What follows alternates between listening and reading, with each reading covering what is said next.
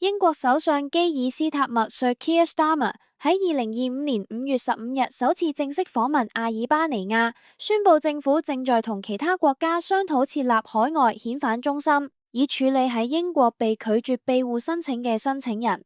斯塔默表示，呢啲遣返中心將針對嗰啲庇護申請被拒且冇進一步上訴途徑嘅個案，同前保守黨政府提出嘅盧旺達計劃唔同，後者已經被斯塔默取消。佢指出，呢啲遣返中心唔會係解決英吉利海峽非法渡船問題嘅萬靈丹，但同打擊人口走私團夥嘅其他努力相結合，將有助於壓制呢一非法行為。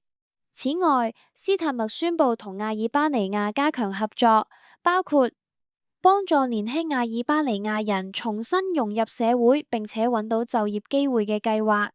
資助新嘅法醫證據計劃，以共享同追蹤阿爾巴尼亞罪犯嘅 DNA， 協助英國破案。投資100萬英鎊升級阿爾巴尼亞嘅法醫、生物識別同埋數位能力，加強情報共享，利用英國資助嘅無人機協助當地執法部門打擊通過西巴爾幹走廊運送移民嘅犯罪團夥。政府表示，過去3年嚟，阿爾巴尼亞人乘小船抵達英國嘅數量減少咗95%，被遣返嘅人數喺過去2年中翻咗一番。